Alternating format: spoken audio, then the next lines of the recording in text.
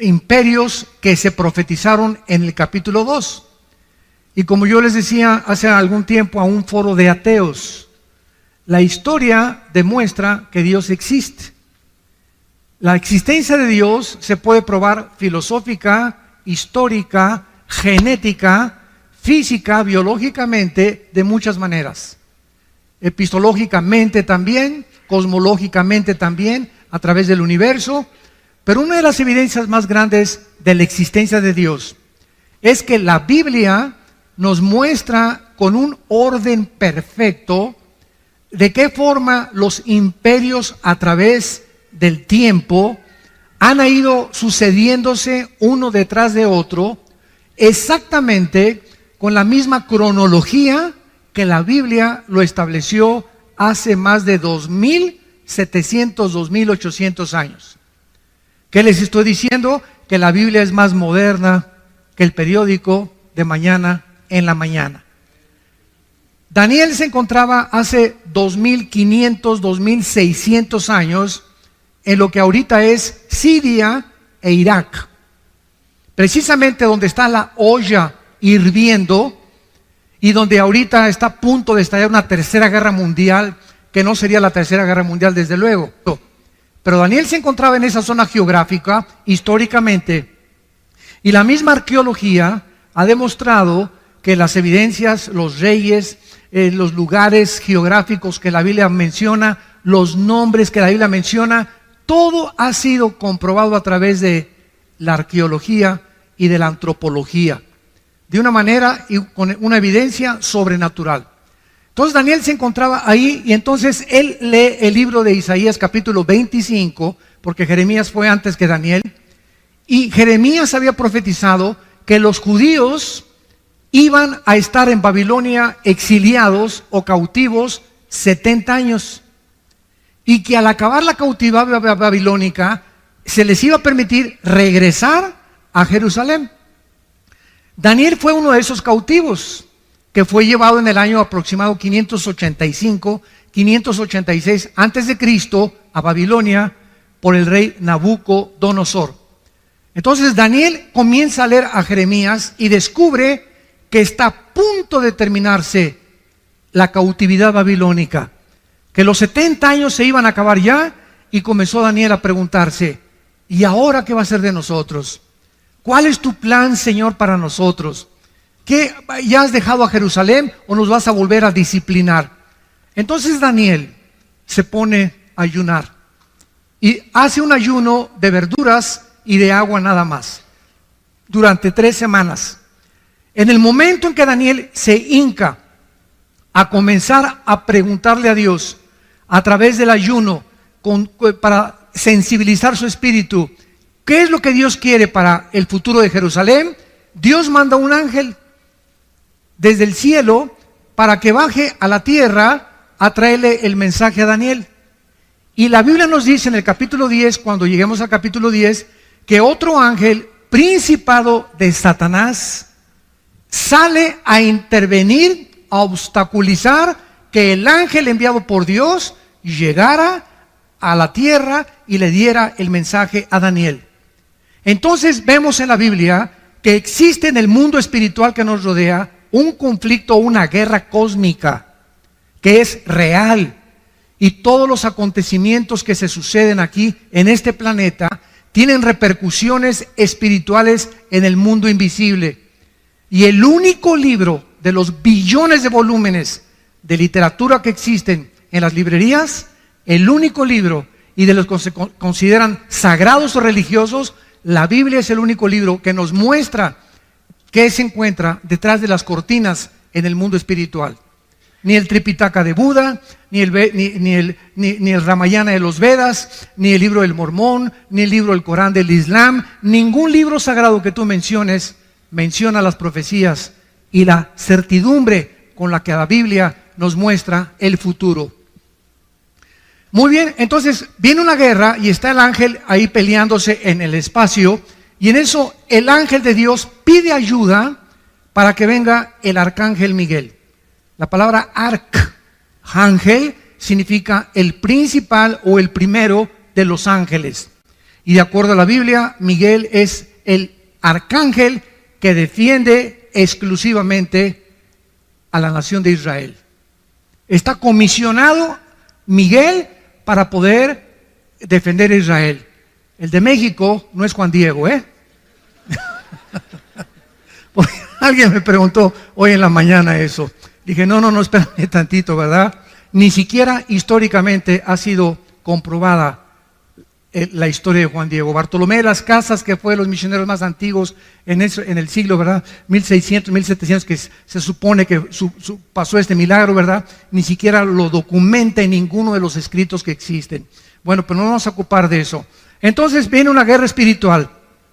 Y vemos nosotros que cuando los cristianos oramos, en el momento en que cierras tus ojitos, así como la ves, puede estar en VIPs, puede estar ahorita, ir manejando, o en el momento que tú mandas un telegrama a Dios, o haces contacto con Dios cuando dices, Jesús, o Padre Santo que estás en el cielo, te pido que mi hijo que ahorita se acaba de ir, te pido ahorita que voy a llegar, dame sabiduría, te pido por esto, te pido por aquello, llévame con lo que tú quieras orar. En el momento en que tú te pones a orar, se desata una guerra. Se desata una guerra. Si había demonios que iban a tratar de detener en la carretera a tu hijo, en el momento en que tú despides a tu hijo y lo bendices, y le dices, en el nombre de Jesús te bendigo, y te pido, Señor, que lo guardes, inmediatamente responden los ángeles de Dios para frustrar e impedir y abortar tal vez un crimen, un asesinato o un accidente.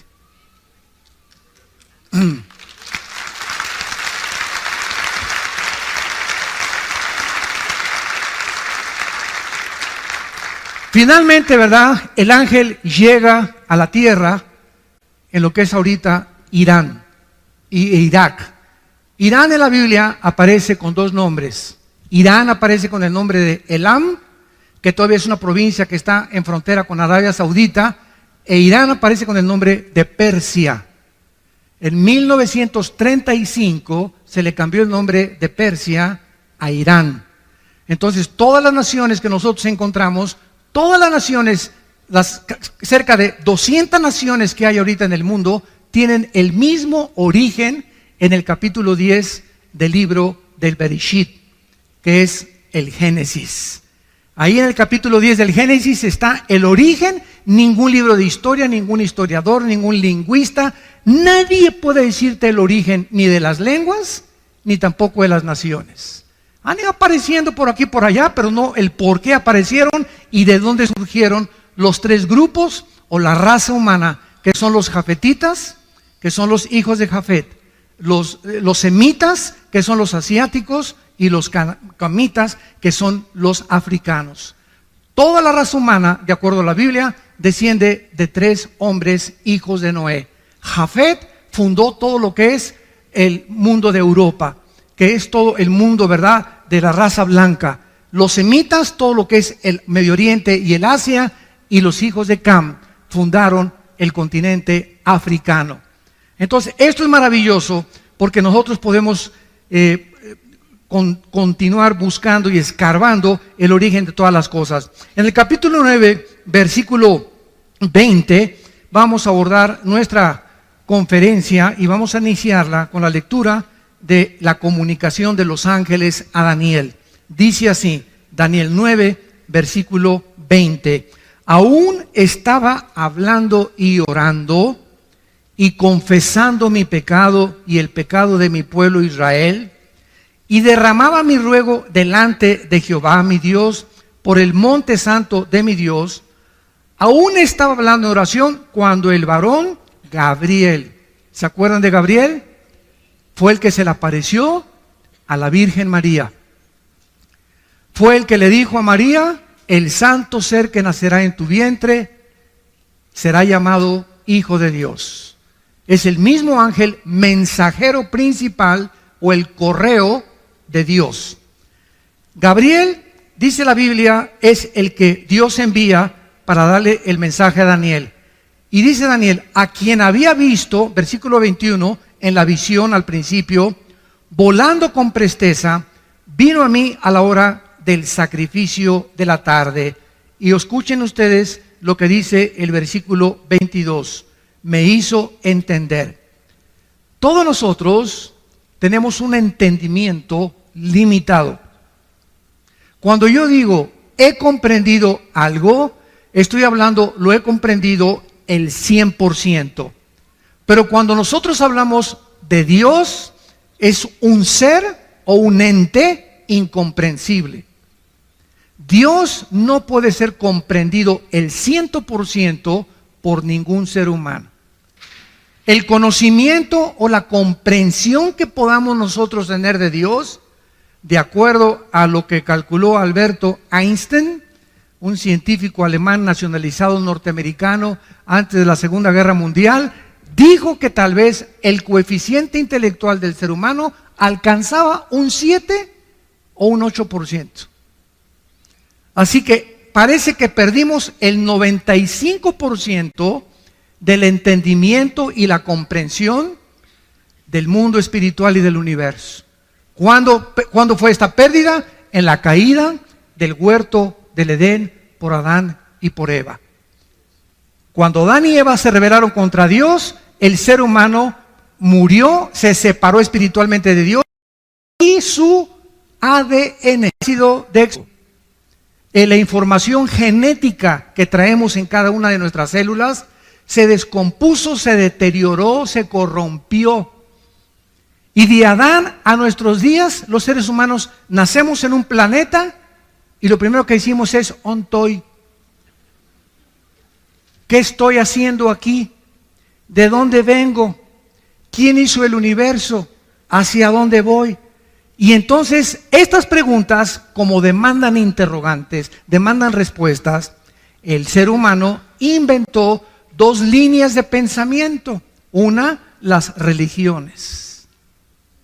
Todas las religiones, sin ninguna excepción, tienen dos factores comunes denominadores. Todas las religiones, sin ninguna excepción, buscan a algo o a alguien, las estrellas, las pirámides de Teotihuacán, la fuerza, el dios Sol, Neptuno, como tú quieras, buscan algo para poder congeniarse con esa fuerza invisible sobrenatural a través de las buenas obras. Todas las religiones enseñan, llámese mormonismo, catolicismo romano, judaísmo, todas enseñan que tienes que hacer algo bueno para ganarte al cielo. Y además, todas las religiones invocan o apelan a los sacrificios. Y vemos a la gente pues cargando cruces, yéndose a rodillas a la villa, golpeándose la espada con pales, etcétera, etcétera. Sería el colmo, ¿verdad?, que los cristianos digan, es que voy a ayunar para que Dios sane a mi hija. O voy a ayunar para que pueda Dios darle la escuela a mis hijos. Dios, no, ese sacrificio, imagínense a Dios, ay Juanita, si el arcángel le dice, oye Señor, ya tiene una semana sin comer Juanita, ¿le sanas a su hija? Oye, qué Dios tan misericordioso, ¿no? Que está esperando, ya me viste Señor, ahora sí me tengo una semana sin comer y sin beber agua, Señor, ahora sí me sanas a mi hija. Así es, quería que te sacrificaras y ya que te viera como la lengüita, como los perritos ladrando, entonces voy a sanar a tu hija. Nunca ayunemos para echarle manita de puerco a Dios. Nunca, el ayuno no es para eso. El ayuno es para buscar su voluntad en la Biblia. Y si no tienes tiempo de leer la Biblia, no ayunes. Porque si tratas de ayunar y te vas al trabajo o tienes diabetes, olvídate, ¿verdad? Vas a acabar en el psiquiátrico o en la otra vida. Entonces tenemos que entender claramente, ¿verdad?, la razón por la cual Dios nos dice eso. Y esta es la razón por la cual dice el versículo 22, que Dios tuvo que mandar, esto es antes de Cristo. El Espíritu Santo en el Antiguo Testamento no había bajado. Los ángeles bajaban al mundo y le daban a los seres humanos, como en el capítulo 18 de Génesis, que baja Cristo con dos ángeles, a hablarle a Abraham y a decirle lo que iba a hacer con Sodoma. Personalmente, verbalmente hablaban los ángeles. Y entonces el ángel le da entendimiento, tiene la facultad a los ángeles de hacer entender las cosas antes de que Cristo viniera. Jesús dijo, cuando Él venga, Él los guiará a toda la verdad. Entonces, ahora tenemos el Espíritu Santo y el Espíritu Santo usa la Biblia. Entonces, el ángel es enviado para darle entendimiento de los futuros planes a Daniel y para que entendiera cuál es el futuro del mundo de Israel. Y dice el versículo 22, y habló conmigo diciéndome, Daniel, ahora he salido, fíjate, para darte sabiduría y entendimiento, o sea, algo que Daniel no tenía y algo que nosotros por naturaleza no tenemos. Todos los seres humanos nacimos alejados de Dios. Romanos 3:23, por cuanto todos pecamos y todos fuimos alejados de la gloria de Dios. Nacemos con entendimiento para las matemáticas, para la física, para la biología, pero nacimos con un entendimiento cero absolutamente de las cosas espirituales.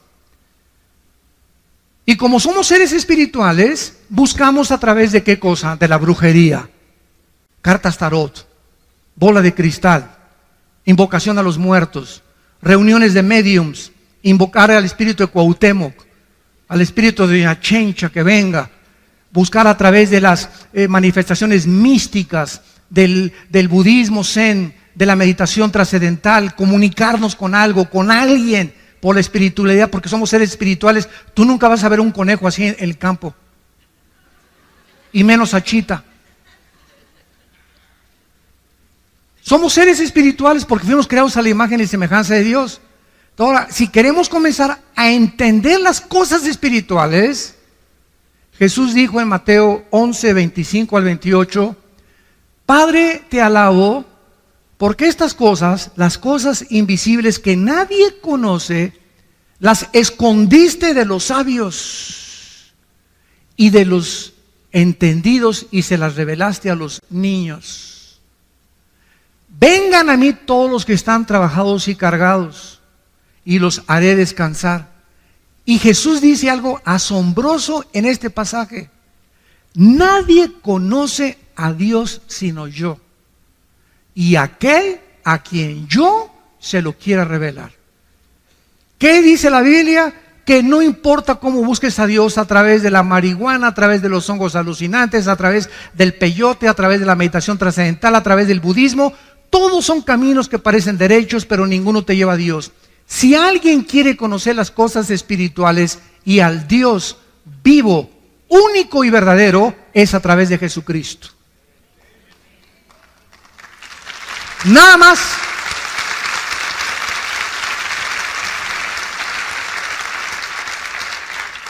Él descendió del cielo, precisamente, dice Juan 17, versículo 3 y 4, tú me diste, Padre, el poder de bajar al mundo donde están todos estos seres humanos con un entendimiento de un 5 o 6%, completamente ciegos de lo que es el mundo espiritual, de ti, Padre, y de todo lo que pasa en sus vidas, de dónde vienen, quiénes son, a dónde van, y tú me has dado a mí el poder de bajar al mundo y darles vida eterna. Y esta es la vida eterna, que te conozcan a ti, al único y vivo verdadero Dios, y a Jesucristo a quien has enviado. ¿Pueden ustedes comenzar ya a entender algo? Sin Jesucristo no podemos nosotros conocer nada de Dios. Ahora, cuando Jesucristo les dijo a los discípulos, me voy, ahí nos vemos. Imagínense los discípulos, oye, espérame tantito, ¿cómo que te vas? Que tú nos has traído las palabras de vida eterna. Ahora sabemos que tú vienes de Dios y que regresas a Dios. Pero ¿cómo nos vamos a quedar huérfanos? No, espérenme tantito. Dice, voy yo a mandar al Espíritu Santo que baje al mundo, y Él cuando entre a ustedes, ya no como en el Antiguo Testamento, que venía y se iba, y Dios hablaba a través de voces, a través de profetas, a través de experiencias místicas, a través de sueños. Dice Hebreos 1, versículo 1, Dios había hablado muchas veces, de muchas formas, a través de los profetas, ahora nos ha hablado por el Hijo. Cristo es la última palabra que Dios nos ha dado. Y el que no escucha al Hijo no tiene la vida. Estás escuchando voces extrañas. Si no es la voz del Hijo, estás escuchando la voz del enemigo. Y ahora el Espíritu, cuando recibes a Cristo, entonces por eso reciban a Cristo, por favor. Ese es el mensaje, es la carta que le entregamos al mundo. Abre tu corazón a Cristo, porque cuando le abres tu corazón a Cristo y crees que en la cruz Él paga por tus pecados, Él entra a tu vida en la persona del Espíritu Santo. Y el Espíritu Santo te comienza a destapar la calabaza que tenemos aquí. Y entonces, como cuando llegas a una clase de japonés, puros signos y no entiendes nada. Ah, pero está el maestro japonés. Mira, esa es la A. Ah, si usted no me dice cuál es la A, yo no voy a decir, pues yo creo que esta es la A. No es lo que tú creas, es lo que es. Pues yo creo que Dios es así. Pues Dios no tiene esa chance que fueras así ni pensaras así. Pues yo pienso que Dios va a mandar a todos al cielo y que nadie se va a condenar. Es lo que piensa mi Chencha también. Dios no nos llega a nosotros que nosotros determinemos cómo es Él. Él es el que nos quiere revelarse. ¿Cómo es Él? A través de su Hijo. Y una vez que tienes a Cristo, vienes a la Biblia y Dios usa nada más la Biblia. No usa ningún otro libro más que la Biblia. Y a través de la Biblia, ya con el Espíritu Santo, comienzas a leer.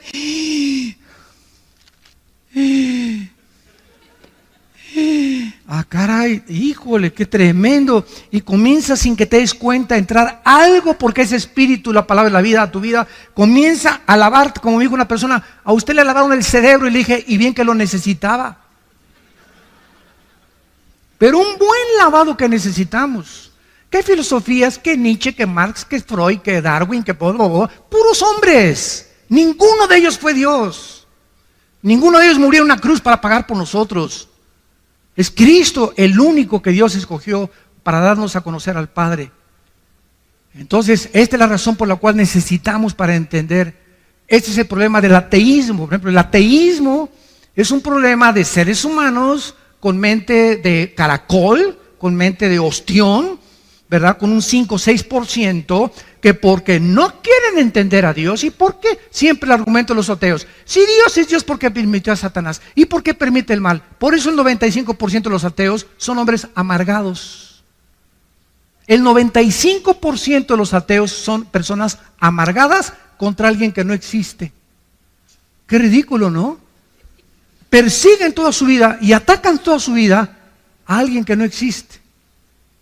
Esto es increíble, ¿verdad? Es contradictorio de una forma intelectual y filosófica, pero es el problema del ateísmo. Oye, espérame, señor ateo, ¿tú reconoces que tu mente es limitada? Y, bueno, si tú reconoces que tu mente es limitada, ¿puede un niño de 3 años de edad entender la ecuación de Alberto Einstein, E igual a mc al cuadrado? ¿Qué es la teoría de la relatividad? No, pues tú eres igual que ese chamaco, cabeza de calabaza. ¿Quieres con tu mente limitada entender los pensamientos, suponiendo y asumiendo ya que existe Dios? Tiene que ser infinitamente superior a lo que nosotros nos podemos imaginar. Y si Él no baja y Él no nos revela y nos dice cómo es inútil tratar en nuestra limitación de comprenderlo. Es imposible. Y se dan cuenta por qué el ateísmo es una filosofía insostenible dentro de la misma lógica y la misma filosofía. Es ridículo. Es una soberbia impresionante. Es que si yo fuera Dios, bueno, pues no eres Dios. Cabeza de langosta. Le dice en esta oración, versículo 23, al principio de tus ruegos, le dice el ángel, fue dada la orden, Daniel. Y yo he venido para enseñártela, porque tú eres muy amado. Porque tú eres muy amado. Romanos 8, 28 y 29, ¿se acuerdan? Todas las cosas contribuyen a nuestro bien, a los, no a todos, a los que aman a Dios. Si tú amas a Dios con todo tu corazón y con todas tus fuerzas, no hay nada que ahorita estés pasando, no hay nada. El problema que tú me digas que tienes ahorita, que no esté Dios trabajando a tu favor. Aunque ahorita parezca que las circunstancias están en tu contra, hay un mundo invisible espiritual en actividad de poder de Dios que está obrando, que esto que parece que está en tu contra, lo va a convertir Dios para tu bien. Sigue confiando en Él. Guarda silencio en Jehová y Él te concederá las peticiones de tu corazón. Tenemos que, y esto es lo que es la fe, ¿verdad? Entender que Dios está de nuestro lado. Si Dios con nosotros, ¿quién contra nosotros? Tarde o temprano José fue vendido por sus hermanos. Imagínense a José. Imagínate que tus hermanos te saquen a patadas de tu casa y que te venden, que te lleven allá a Tepito, que te lleven allá a Ciudad Neza, y ¡ay! Llévense a que póngalo a repartir droga, póngalo a pedir limosna y que te corran de tu casa. ¿Qué emociones y sentimientos invadirían tu ser? La amargura y el rencor contra tu familia. Mi propia familia me escupió y me sacó y me corrió. Y lo vendieron a José y se lo llevaron hasta Egipto. Y ahí en Egipto entra a trabajar con el capitán, ni más ni menos, de la guardia del faraón. Y cuando el faraón, se va el jefe de ahí de Egipto, el faraón se va a un viaje, no misionero, ¿verdad? Se fue a un viaje de guerras que tenían conflictos, se queda la esposa del faraón, ¿verdad? Solita, y le decían la leona del Lerma. Era una mujer insatisfecha sexualmente. Y agarra a Josecito, ¿verdad? Pepinillo, ven para acá. Le voy a para maravillosa. Para que se acueste bien con Tito. Y lo agrede, y lo agrede, y lo agrede a Daniel. Y por no meter ella y se echa a correr porque el temor de Dios, agarra su saco ella. Llega Potifar, el capitán de la guardia, y le dice: entonces este hombre, ¿verdad?, me quiso violar, y lo meten a la cárcel. Todavía que lo venden sus hermanos, todavía que se va como esclavo, todavía que lo meten a la cárcel. Sale de la cárcel, pasan muchos años, viene el hambre en Egipto, él comienza a guardar la comida para sus hermanos, y cuando sus hermanos lean el capítulo 50 del libro del Génesis, que es donde acaba, llegan los hermanos a Egipto, y José los ve. Él ya era gobernador de Egipto, porque lo hace el faraón, el gobernador de Egipto. Al ver a sus hermanos se ponen a llorar. ¿Cómo es posible? Te vendimos y todo. ¿Y saben qué contesta José? Ustedes buscaron un mal contra mí, pero Dios lo convirtió para el bien. Por eso los perdono.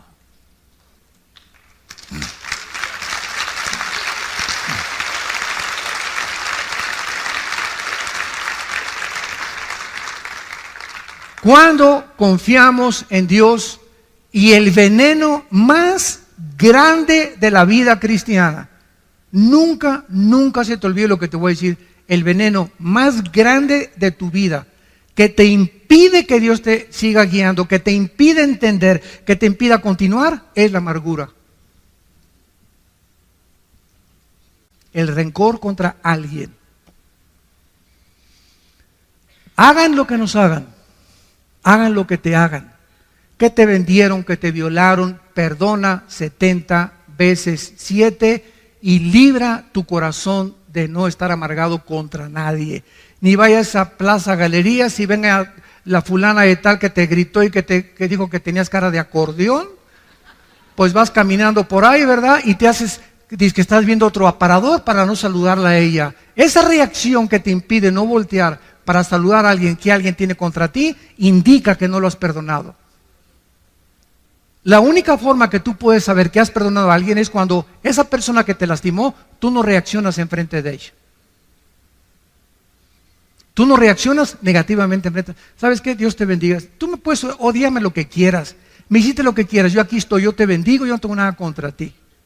Ese es tu problema. Si tú tienes problemas conmigo, pero yo yo no tengo nada absolutamente contra ti. Ese es el secreto más grande, porque dice Santiago capítulo 4 que Dios da gracia a los humildes. Muy bien.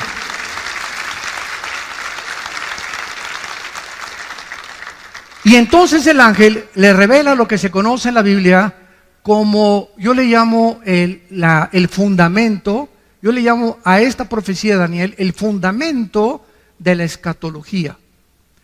La palabra escatología, para los que no sepan, viene de dos palabras, escatos y logos, que significa el conocimiento de las cosas del futuro. Entonces, un escatólogo es una persona que se dedica a estudiar profecías.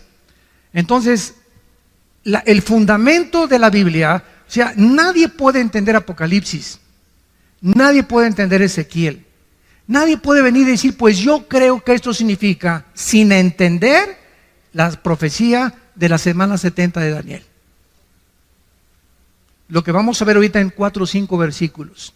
Es la profecía más espectacular y la que marca toda la cronología de toda la historia humana. Y la que nos hace comprender por qué ahorita Israel es el centro del ataque. Como alguien me dijo, bueno, ¿y ustedes por qué nada más Israel? No nada más Israel. Yo aquí siempre traigo el menorá, que significa la iglesia. El menorá es la iglesia, la luz, somos la luz del mundo, los cristianos. Y aquí tiene 7 palitos. El menorá es el candelero de los judíos con 7 palitos. ¿Por qué?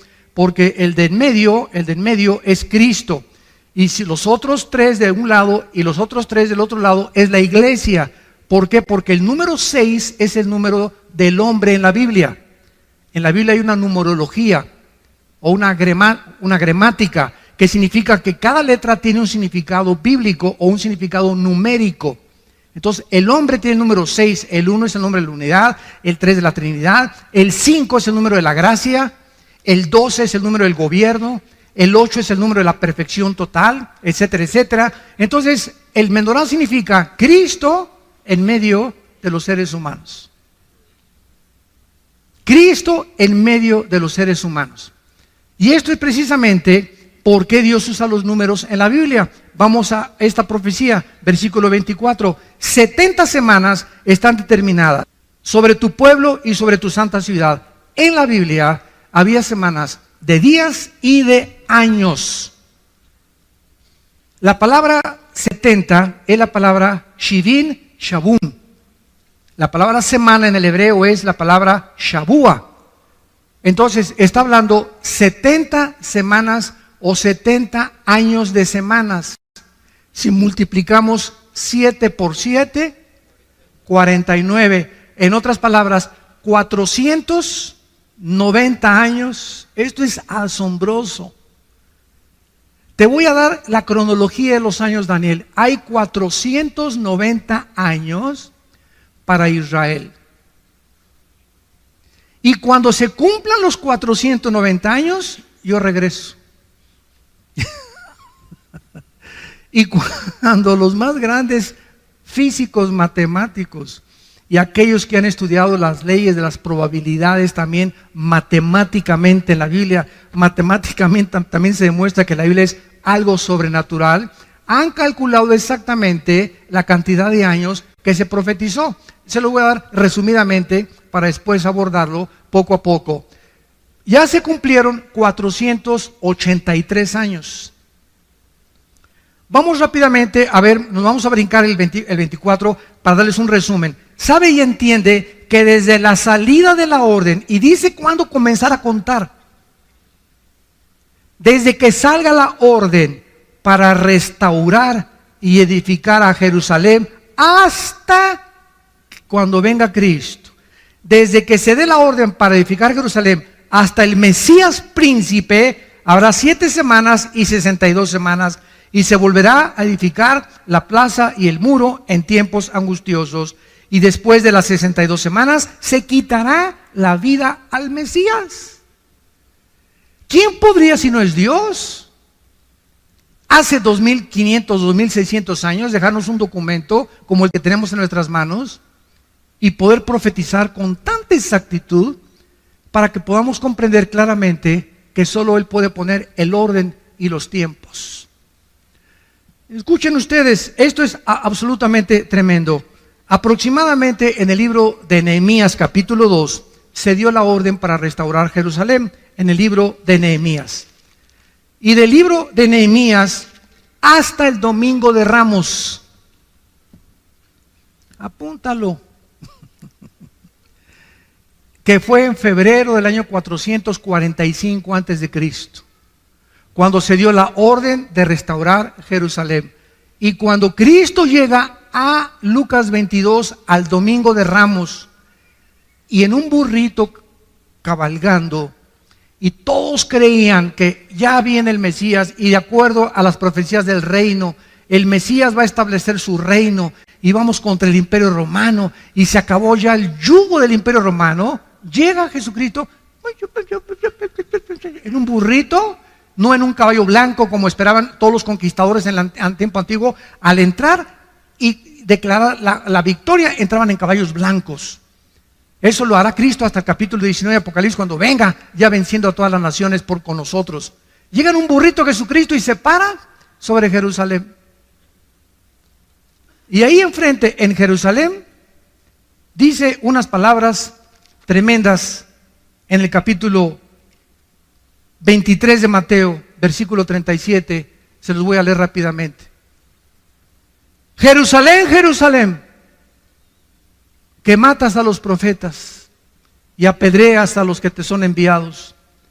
¿Cuántas veces quise juntar a tus hijos, como la gallina junta sus polluelos debajo de sus alas, y no quisiste?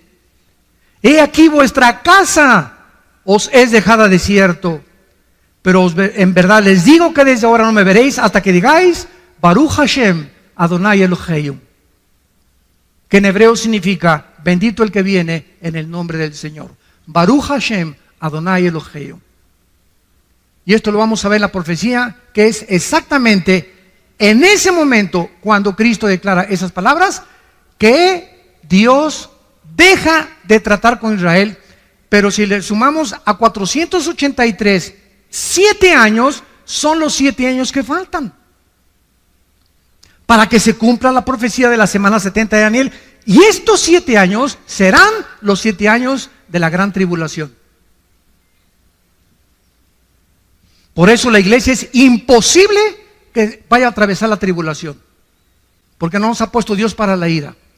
Si regresamos a Daniel, vemos claramente para quién es esta profecía. Versículo 24, 70 semanas, o sea, 490 años, están determinados sobre tu pueblo y sobre tu santa ciudad, no a la iglesia. Ahí está el conflicto de muchas personas, o teólogos o escatólogos, que tratan de interpretar que la iglesia va a pasar la tribulación, o esto y el otro, simplemente porque no han entendido las 70 semanas de Daniel.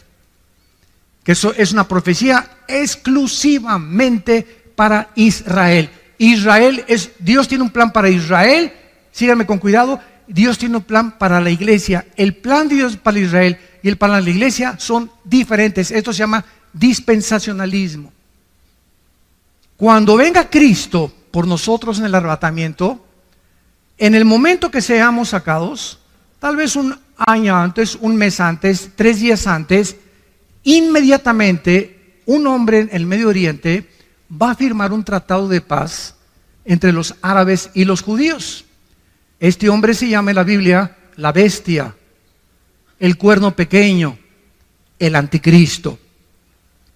Y en estos 7 años, supuestamente, él va a traer la paz, va a venir con una bandera de paz. Apocalipsis 6, el caballo blanco, que es el caballo del primer jinete de Apocalipsis, viene con un arco sin flechas, implicando que viene con símbolos de paz engañadora. Y estos 7 años, la iglesia ya no está aquí.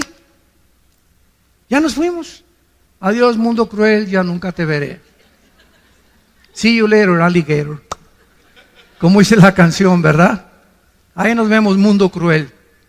Nosotros nos vamos, escuchen esto, y al irse nosotros, mucha gente cree que el Espíritu Santo se va con nosotros.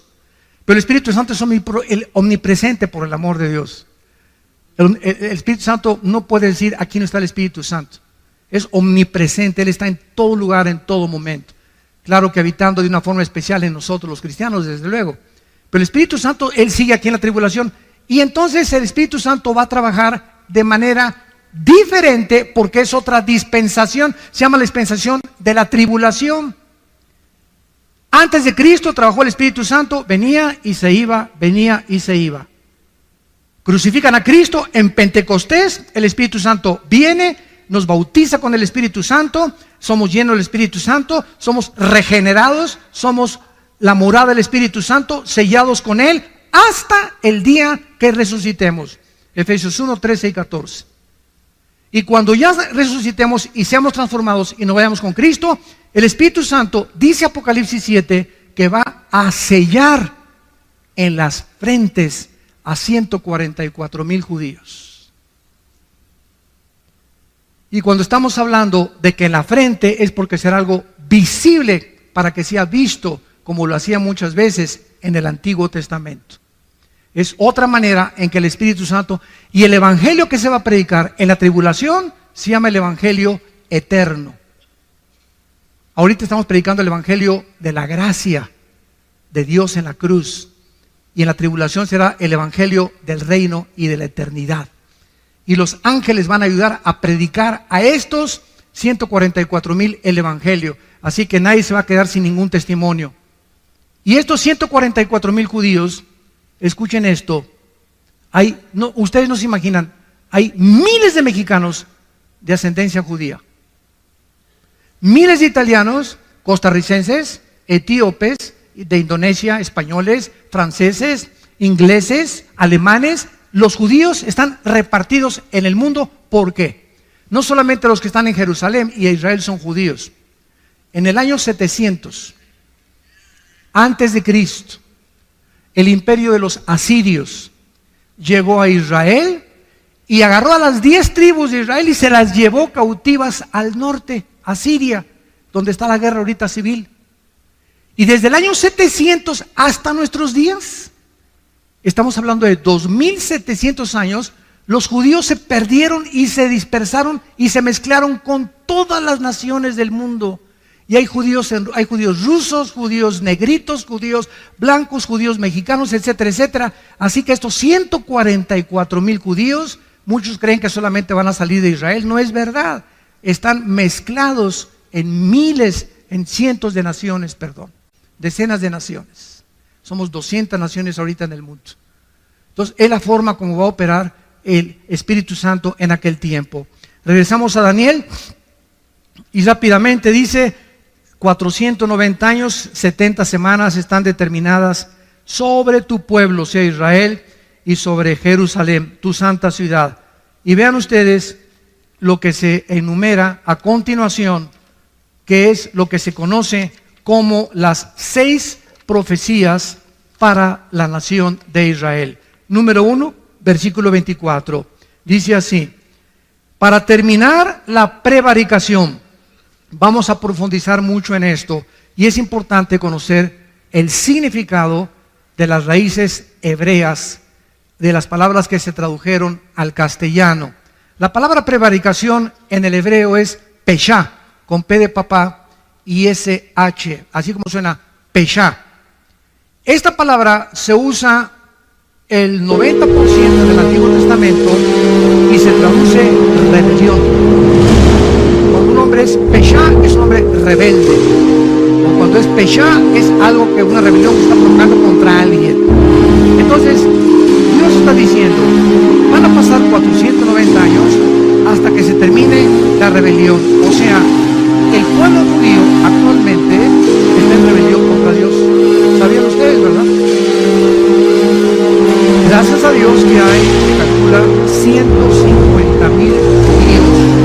Estoy hablando étnicamente, que ya aceptaron a Yeshua como su Salvador. Se llaman congregaciones mesiánicas. Y casi siempre cuando hay un movimiento en la historia cristiana que se está gestando, por ejemplo, viene el movimiento carismático y se fueron a un extremo. Viene el movimiento de las lenguas y se fueron a un extremo. Viene el movimiento del mesianismo y se fueron a un extremo. Pero todo tarda tiempo porque somos bien imperfectos. Somos bien imperfectos. Entonces, para que cuaje la gelatina y para que se cocine el arroz, necesita meterse un tiempo, ¿verdad? El pastel se mete a que media hora en el horno y todo tarda hasta que ya sale cuajadito, ya sale cocido, y hasta que esté cocido no se puede comer. Y así pasa con los movimientos en la vida cristiana. Yo me recuerdo en los 70s, yo me convertí en el 74, yo llegaba a iglesias donde Dios sabe que estoy hablando la verdad, y me agarraban con pinzas la lengua y me la jalaban y me decían, hablen lenguas, y me jalaban la lengua con pinzas como de madera para que hablara en lengua, y me daban zapes por detrás, hable, ¿cómo hablo así? Menos voy a hablar con esas pinzas en lengua, ¿no?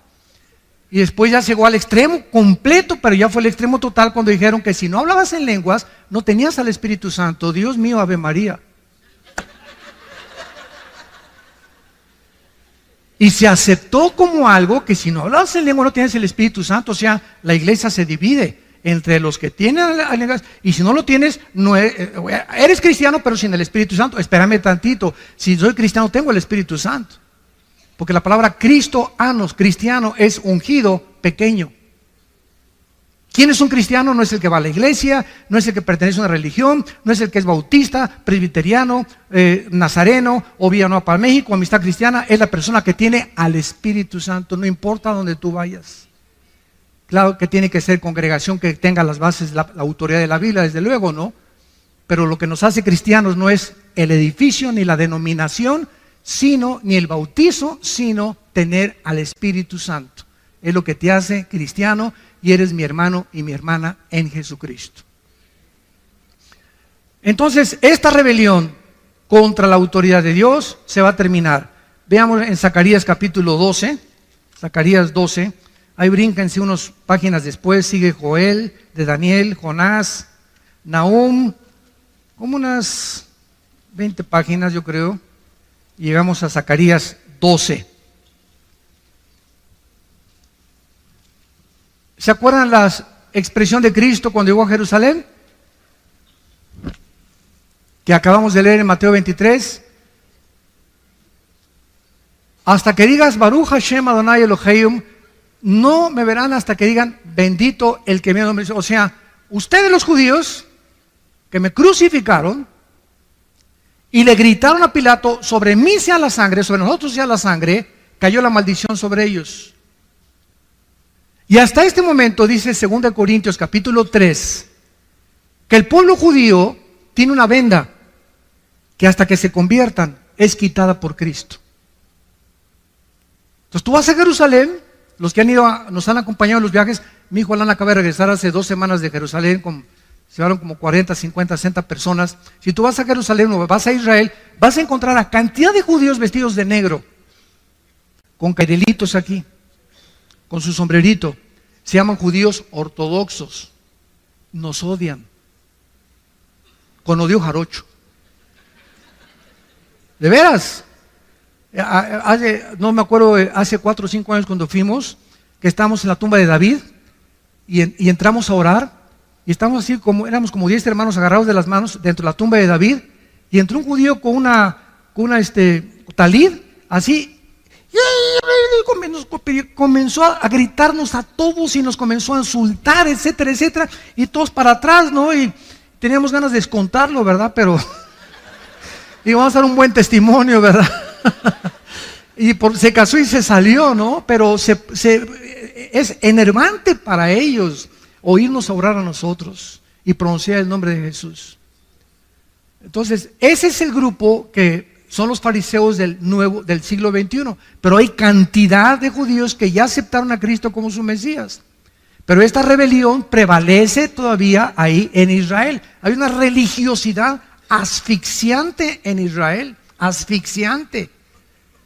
Por ejemplo, ustedes saben que estos judíos ortodoxos, o sea, todos los que ven ustedes de negro, todos sus hijos de ellos no van a la guerra, y el gobierno los tiene que mantener.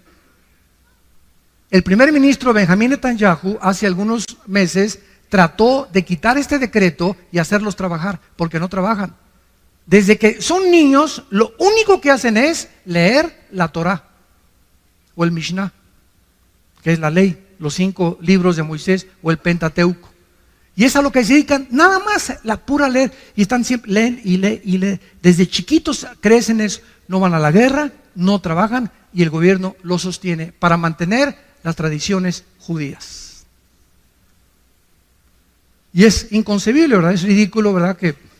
Pero Netanyahu no le aprobaron el proyecto que hizo, ¿verdad? Y no pudo alcanzar nada. En Zacarías 12, dice el 9 al 10, hablando de este día futuro, que es futuro cuando Israel se convierta, y en aquel día, está hablando cuando Cristo venga, yo procuraré destruir a todas las naciones que vinieren contra Jerusalén. Y derramaré, escuchen, derramaré hasta ese tiempo, derramaré sobre la casa de David y sobre los moradores de Jerusalén espíritu de gracia y de oración, y mirarán a mí a quien traspasaron.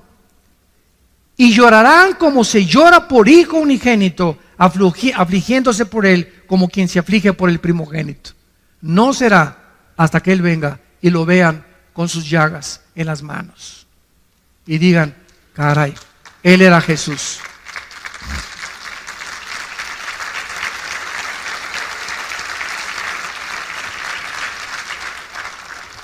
Vamos a continuar con este estudio, pero es impresionante la cronología bíblica, es impresionante el contacto que la Biblia nos da con el mundo que nos rodea, con lo que está pasando ahorita en el mundo con las naciones, y la comprensión que el Espíritu Santo nos da a los cristianos, que las gentes que no son cristianas no lo tienen. Siéntete privilegiado de ser cristiano, de ser hijo o hija de Dios. Pero este privilegio que experimentemos, que nunca se manifieste en orgullo, nunca, nunca, nunca, porque pierdes la gracia de Dios. Que este privilegio, esta experiencia que tenemos de tener a Dios en nuestras vidas, nos humille al contrario, y saber que es por la gracia que yo cada semana mínimo le digo a Dios: Padre, ¿de dónde me sacaste? Me acuerdo de dónde me sacó Dios. Cuando yo me convertí, yo no era nadie. Estaba en el suelo, en el lodo estaba, revolcándome en la cochinada. Ahí estaba yo. No merecía ni el perdón de Dios, de todas mis maldades que hice. De ahí nos sacó, de una cantera, de una roca, de ahí nos sacó Dios, y comenzó a trabajar como los escultores, y con el cincel, con el martillo y el cincel, a sacar la figura de David de una escultura, de una roca, las figuras que hacen los escultores, ¿verdad? Así Dios, de una piedra que éramos nosotros, de un carbón, nos está convirtiendo en diamantes a los cristianos. Y por eso es tan importante el sufrimiento en los cristianos y las pruebas en los cristianos. Como decía Churchill, el primer ministro de Inglaterra: cuando hace calor, no te salgas de la cocina. El momento que vienen las pruebas, ya eres cristiano, parece cristiano y parece...